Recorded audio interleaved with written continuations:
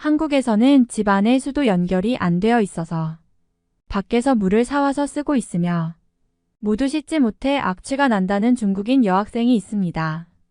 한국인들이 커피를 많이 마시는 이유는 그 악취 때문이며 평소에 물을 마시지 못하기에 커피로 대신한다는데요.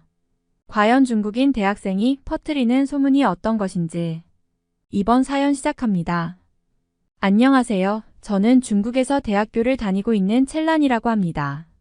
저희 대학교에는 세계 여러 나라의 학생들이 있는데 모두 세계 최강대국인 중국에서 연구를 하고 세계 최고의 기술을 배워가기 위해서 다투어 공부하고 있죠.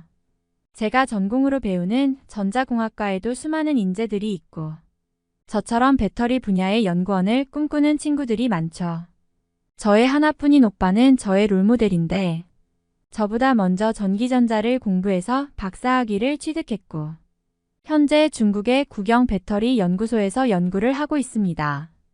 2차 전지는 전 세계에서 중국을 따라올 나라가 없으며 전 지구의 전기차 배터리에는 중국 배터리가 들어가고 있으니 앞으로 나아갈 길은 정말 탄탄대로가 아닐 수 없죠. 오빠의 모습을 보면서 인류를 위한 위대한 작업을 한다는 생각이 들었고 저 또한 그 길을 걸어야겠다는 마음이 생기더라고요. 이번에 미국에서 온 세리 또한 마찬가지이죠. 지난 학기 수업에서 함께 수업을 들었던 학우인데 열심히 공부하는 모습에 호감이 가더라고요. 친해져 보고 싶었으나 그녀가 먼저 다가오지 않았기에 친하게 지낼 수는 없었죠. 그래도 미국의 부족한 기술력을 극복하기 위해서 중국까지 날아온 그 열정을 보면서 늘 감탄하고 있습니다. 그런데 아무리 공부를 해도 저를 이길 수는 없을 테죠. 외국인이 중국어라는 위대한 언어를 배우려면 똑똑한 머리는 물론이고 엄청난 노력이 필요하기 때문이니까요. 저의 부모님께서는 항상 이런 말씀을 하시죠. 무슨 일이 있어도 외국인 친구들보다는 좋은 성적을 거두어야 하고 그들보다 낮은 성적을 받는 것은 중국인으로서의 자존심이 상하는 일이라고요. 저도 그 생각에 공감을 하고 있고 성적이 부진한 중국인 학생들에게도 동료의 말을 하곤 하죠. 중국인은 머리가 좋기 때문에 조금만 공부를 해도 성적이 금방 오를 수 있거든요. 그런데 이상하게도 저희 학과에서 과탑을 하는 친구는 중국인이 아니라는 소문이 돌더라고요. 실제로 저의 친구들에게 우리 과에서 1등을 한 친구를 아는지 물어봐도 아무도 없다고 말했고요. 저는 중국인 친구들 모두와 친할 정도로 발이 넓은 편인데 이 중에서 과탑이 없다는 것은 외국인 유학생 중에서 과탑이 나왔다는 것이고 그 학생이 장학금을 독식한다는 것을 의미하는 것이죠. 그리고 저는 이번 새 학기를 맞이해서 회로 이론 수업을 듣게 되었는데 그 진실을 알게 되었죠. 교수님 맨 앞에서 수업을 듣고 있는 동양인 학생이 있었는데 바로 그 학생과 교수가 굉장히 친밀해 보였거든요. 처음에는 당연히 중국인인 줄 알았는데 그동안 수업이 겹친 적이 없어서 볼 수 없었던 한국인이었죠. 교수님도 미국에서 건너온 분이었기에 중국인과 그리 친하게 지내지 않던 분이라서 학점 조작을 했다는 것까지 의심이 될 정도였습니다. 심지어 저 한국인 세정이는 미국인과 태국인 등의 유학생들과 친해서 유학생 전체와 친밀한 관계를 유지하는데 결정적인 역할을 하고 있었죠. 저들은 분명히 중국에 왔으면서도 중국인을 배척하고 있었고 그들끼리만 무리를 지어 몰려다니면서 문제를 일으키던 것입니다. 알고 보니 제가 친해지고 싶던 세리까지 세정과 친하게 지내고 있었고 중국인들이 그들에게 다가갈 틈이 없더라고요. 저와 중국인 친구들은 장학금을 독식하고 교수님과 친한 세정에게서 굉장한 불편함을 느끼게 될 수밖에 없었죠.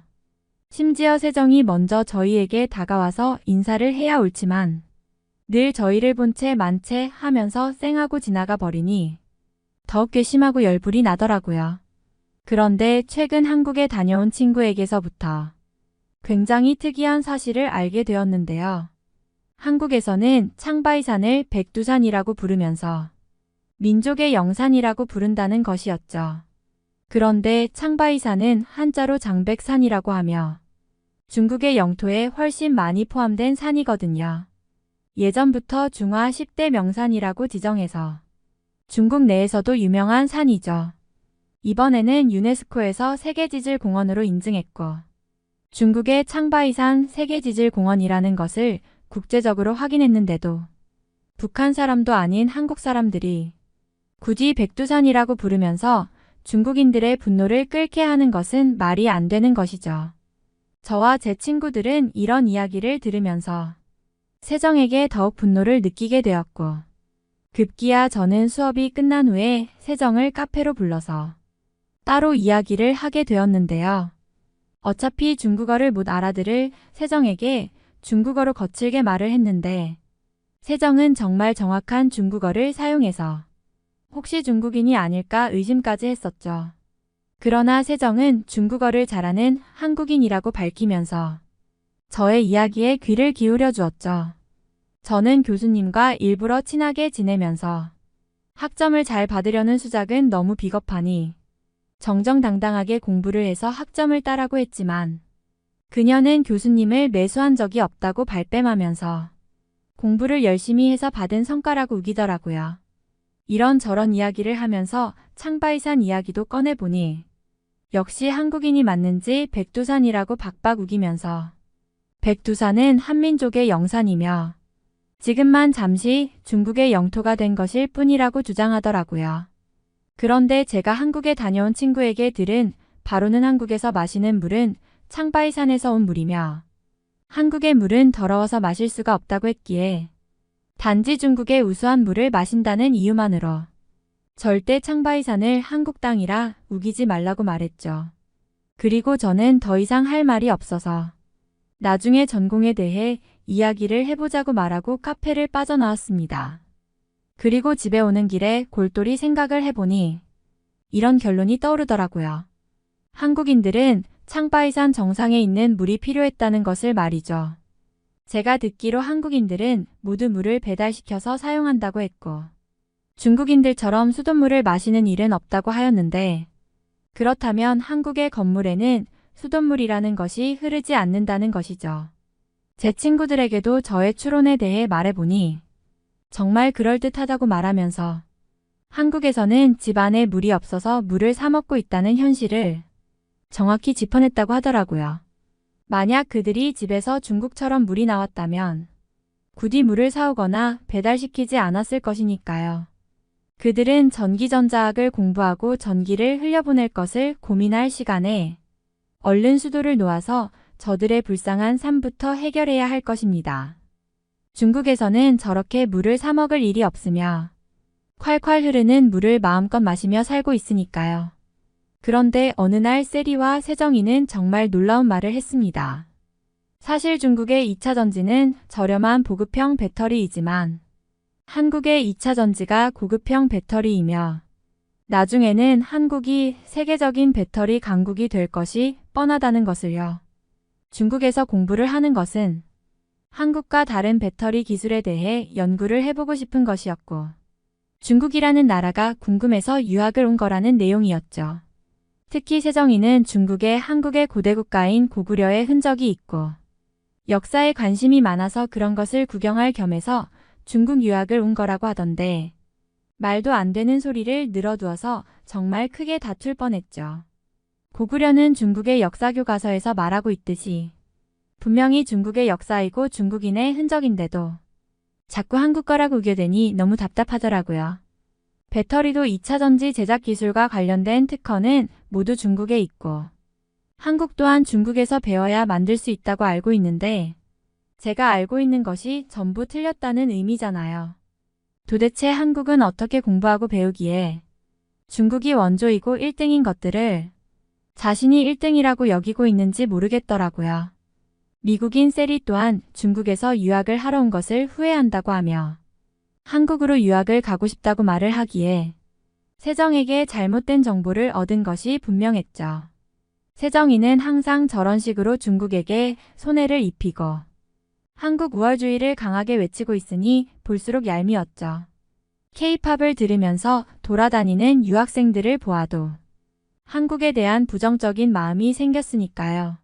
그런데 저희 오빠가 한 달에 2번 정도 본가에 오는데 오빠가 집에 오던 날이었습니다. 오빠가 갑자기 저에게 한국 유학을 권유했고 한국의 2차 전지 기술을 배워야 전기전자 전공을 한 보람이 있다고 하더라고요. 그게 무슨 뚱딴지 같은 소리냐고. 한국인이 중국에서 배울 것이 많지. 중국인이 한국에서 배울 것이 뭐가 있냐고 마구 따졌는데요.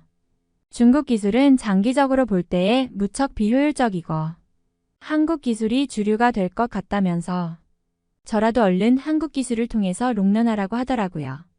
오빠가 저의 학비를 일부 대주고 있던 상황이라서 부모님도 오빠의 말을 존중해 주시는 편인데 한국을 그리 좋아하지 않던 부모님까지 오빠의 말을 따르는 것이 늘 좋은 선택이었다면서 한국으로 유학을 가라고 하시더라고요. 그런데 저는 물조차 마음대로 쓰지 못하는 한국에는 가고 싶지 않았고 한국보다 중국의 기술과 뛰어난 능력을 믿기에 한국의 대학 생활을 할 마음이 들지 않았습니다.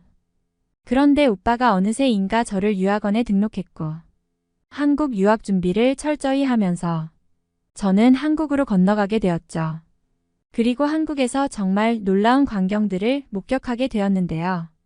우선 한국의 공항은 중국의 어느 공항보다도 웅장했기에 그 규모에 압도당했습니다. 물론 한국이 중국을 베꼈다는 생각이 들었고 중국의 거대한 스케일을 부러워했기에 따라했다는 추측을 했습니다. 한국처럼 소국이 대국 흉내를 내기 위해서는 공항이라도 커야 하기에 이런 일을 꾸몄다는 것을 간파해버렸죠. 지하철도 생각보다 쓸만하더라고요. 중국 지하철과 비슷한 수준으로 발전한 모습에 이 정도라면 탈만하다는 생각이 들었죠. 실제로 인천공항에서 서울까지의 거리가 꽤나 되었는데 생각보다 빨리 도착할 수 있었죠. 대학교 외국인 기숙사의 상황도 꽤나 좋았고 생각과는 다르게 화장실에 수도를 넣어두었더라고요. 대학교의 기숙사 건물은 신축이었고 외국인도 함께 쓰는 기숙사였기에 수도 설치를 해두었겠다 생각했죠. 그런데 수도가 놓인 그 상황에서도 기숙사 문 밖에는 생수 배달이 진행되고 있었고 한국의 모든 학생들이 생수를 사서 마시더라고요. 이게 무슨 일인가 싶었고 한국인에게 서툰 한국어로 물어보면서 그 해답을 찾을 수 있었습니다. 한국인들 중에서는 그 누구도 수돗물을 마시지 않고 수돗물이 깨끗하며 마셔도 된다는 서울의 아리수이지만 사먹는 것이 편리해서 먹는다더라고요. 저는 당연히 한국에 수도가 없기에 물을 사서 사용하는 줄로만 알았는데 이런 사정이 있는 줄은 꿈에도 몰랐습니다. 새정이를 미워하게 되면서 한국을 더욱 좋지 않은 시선으로 바라보고 있었는데 시간이 흐르고 한국 땅까지 오게 되자 그런 새정이가 문득 그리워지더라고요. 그렇게 저는 한국에 왔다는 사실도 알릴 겸 한국에 대한 정보도 얻을 겸 새정에게 연락을 취해보았죠. 그런데 새정이는 저의 연락을 무시해버리더라고요. 한국에서도 중국인이라고 말을 꺼내니 굳이 저와 친하게 지내고 싶어 하지 않는 눈치였고 중국에 대해서는 관심을 보이지 않는 것 같아서 무척이나 불편하더라고요. 제가 다니는 학과에는 중국인 유학생도 없고 친하게 지낼 만한 사람이 없어서 너무 외로웠죠. 오빠의 말만 듣고 한국에 왔지만 이런 상황을 제가 버틸 수 있을지도 모르겠고 졸업까지 친구를 사귈 수 있을지도 의문입니다. 한국인들은 중국인에게 마음을 열고 중국과 가까이 지내야 잘 살 수 있을 텐데 왜 중국인을 멀리하는지 모르겠습니다. 중국인이라는 이유만으로 배척하는 한국인들이 너무 속이 좁다고 느껴지고 과연 한국이 2차 전지 분야에서 중국을 따라 잡을 수 있는 것이 맞는지 오빠의 말도 굉장히 의심스럽습니다.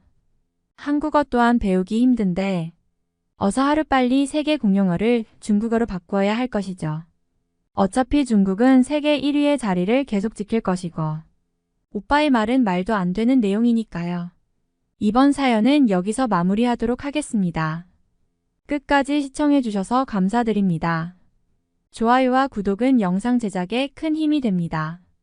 꼭 한 번씩만 눌러주세요. 감사합니다.